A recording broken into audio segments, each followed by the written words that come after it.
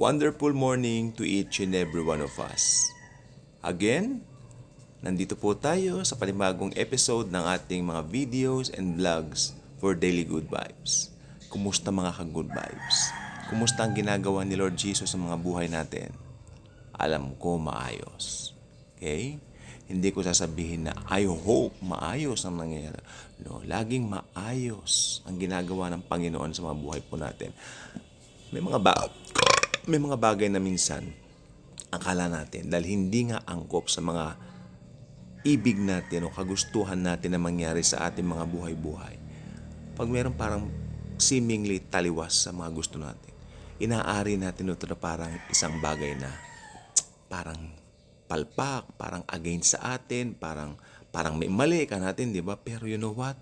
Akala mo lang yun. Pero ang totoo, inaayos ng Lord Jesus yung mga bagay-bagay sa buhay mo, sa buhay ko, sa buhay nating lahat. Okay? So palakpakan natin ang Panginoon sa napakagandang katotohanan niya.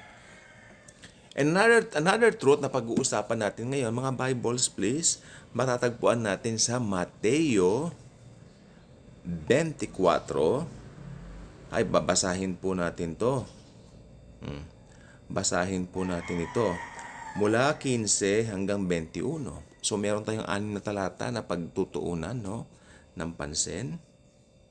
So, mula po ito dito po sa ang Biblia. Ito po kasi dumating kahapon sa Shopee yung order kong Poymen. Ang Biblia ng mga pastor. Ang Biblia version. Pero itong ang Biblia version po nito ay year 2001. Yung Biblia na ang 2001. Kasi meron din po akong ganito dati, mas malaki siya rito na Poymen. Ngayon po, ginagamit ko pa rin po yun ha. Very dear sa akin yung Bible na yun, no? At very special siya dahil marami pong mga sulat doon, mga pangalan ng mga nag-Bible study kasama ko dati. Andun po lahat, no? At nakakatuwa naman po kasi parehong salin po nito. Yung Biblia 2001 din siya. At ito, Biblia 2001 din. Ngayon, I'm wondering, nagkaroon ba ng Poymen ang Biblia ng mga pastor na ang Biblia 1905? Yan ang hindi ako sigurado ngayon, no? Pero ganun pa man, proceed na po. Ba't ba tayo napunta roon? Okay. Dahil gusto ko lang pong kumuha rin kayo nito. Meron po akong ang magandang balita, ang Biblia ng mga pastor na Poymen sa Magandang Balita Biblia. Pero meron po akong ang Biblia. Kasi ito pong ang Biblia, ito po ang closest sa Tagalog sa King James Version. Ito yung KJV Tagalog na binabanggit natin. Sabi naman ng iba, NASB raw, pero mas totoo po yung NKJV siya talaga. No, sorry, KJV Bible talaga siya. O since to ang Biblia ta 2001, ito yung NKJV natin, no? Okay, doon sa mga alam niyo mga parallel sa Okay? At tingnan po natin. Sandali lang po.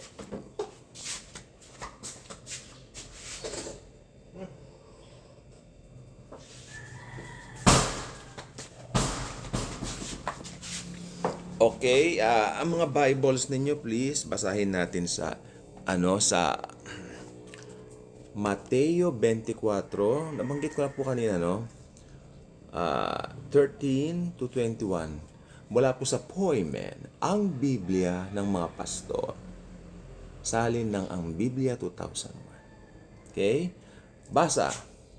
Kaya't kapag nakita ninyo ang karumal-dumal na paglapastangan na sinabi sa pamamagitan ni Propeta Daniel na nakatayo sa dakong banal, unawain ang bumabasa. Ito po yung abomination of desolation, no? Kaya pag nakita niyo raw yun, sabi niya, ang mga nasa Hudiya ay tumakas na patungo sa mga bundok. Alam niyo, ang Mateo 24, the context here is for the Jews at saka sa Great Tribulation po ito. Tingnan niyo, bakit? Sa Pilipinas ba Hudiya ba ito? Hindi. Sa Amerika ba Hudiya? Hindi. Sa Africa ba Hudiya? Hindi. Sa China ba Hudiya? Hindi. May Hudiya ba sa Europe? Wala. Sa Israel lang po ito, no? Kaya ito po ay para sa mga Hudyo, ang context po nito, at ito po ay context nga ng Great Tribulation, no? So nakalagay dito, yun din, yung mga nasa bubungan ay wag nang bumaba upang kunin ang mga bagay sa loob ng kanyang bahay. Ganun po katindi yan. Okay? Ibig sabihin yan, mag-focus ka na lang sa pagtakas. Yun lang pong ibig sabihin ito kung medyo nalilito kayo. Ganon din ako nung bagong mananampalataya ko eh. At ang nasa bukid ay wag nang bumalik upang kunin ang kanyang balabal. Ito po yung importance of time during that time. No? Ganun po katindi. Ngunit kahabag-habag ang mga buntis na ang nagpapasuso sa mga araw na yun, yung mga manganganak during that time. Literal po yan ha. Kaya't idalangin ninyo na huwag mangyari ang pagtakas ninyo sa taglamig o sa sabat. Okay? Sabi niya sa 21, ito na po yung ating verse, sapagkat sa panahong iyon ay magkakaroon ng matinding paghihirap o kapighatian na hindi pa nangyayari o nararanasan. Buhat pa noong pasimula ng sanlibutan hanggang ngayon at hindi na mararanasan pa kailanman. Kalain nyo, magkakaroon ng matinding kapighatian na hindi pa naranasan noon, hindi pa nararanasan ngayon, at hindi na mararanasan kahit kailan. Ganong katindi ang emphasis ng Biblia dito. So napakahirap palang maiwan sa rapture. Let's take it in, let's see ito in English. Tignan po natin sa wikang English. Ito po NKJV siya kasi ito pong ang Biblia na ito 2001, ito yung katumbas ng NKJV sa Tagalog. Tignan naman natin sa wikang English na NKJV or the New King James Version. Sabi, for then there will be great tribulation, such as has not been since the beginning of the world until this time, no, nor ever shall be. Ituloy natin yung basa sa baba. And unless those days were shortened, no flesh would be saved. But for the elect's sake, mga Israelita, mga Hudyo, those days will be shortened. May nag ano ba naman yan? May nag-interpret. For the elect's sake, yung mga mananampalataya raw yan. Hindi po. Mga Hudyo po itong binabanggit dito. Ang konteksto ng Mateo 24 dito, mga Hudyo po yan. O, di ba? Ganun po katindi. Pero itong 21, ang bigat nito. Kaya wag mong hayaang ma-left behind ka. Kasi, for then there will be great tribulation. May nag-comment ba naman, sabi niya, saan daw yung great tribulation sa Bible? Ito ang great tribulation sa Bible. Nasa Matthew 24. Ayan. Okay, makikita ba yan? May mga Bible apps kayo. Nasa Mateo 24. Ayan. Hindi natin nakikita. For then there will be great tribulation. Kasi sa Tagalog kasi matinding kapighatian. Gusto siguro niya sa English, kaya ito pinapakita ko. Nandito nakasulat po. Kaya lang po hindi lang po mababasa dahil sa di ba? Dahil sa cellphone to na yung lightning niya. Nandito po sa Bible ang great tribulation. Hindi po siya man-made up doctrine, no? Kaya please lang po.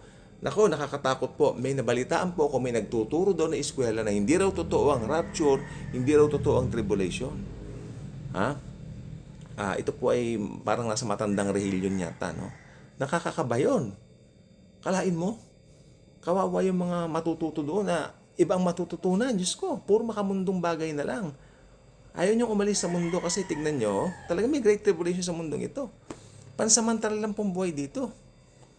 Kaya, alam niyo, darating ang kamatayan sa lahat ng tao, no?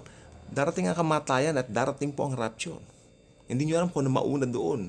Pero both yan, magpuputol ang buhay niyo rito. Sa rapture, magpuputol ang buhay mo rito. Tapos, kung hindi ka mananampalataya, sa Hades ka na.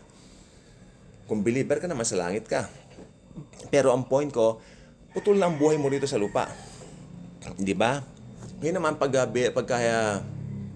hindi ka mananampalataya, sa Hades ka, tapos, yung mananampalataya naman sa langit. Ganun po yan eh. Kasi ibig sabihin po niyan, ito pong mga bagay po sa mundo, temporary lang po ito. Kasi ito po, may mga taong parang dito lang ang buhay, masyadong, ewan ko po, ako po talagang running out of time tayo ngayon. So we need to preach the good news. Higit kailan pa man ngayon na po. At ito po ang appointment, ang Biblia ng mga pastor. I highly recommend this. Sana kumuha rin kayo ng kopya nyo. Pastor po kasi lahat, pastor rin para sa lahat. So para sa lahat po itong Bible na ganito. Thank you. May helicopter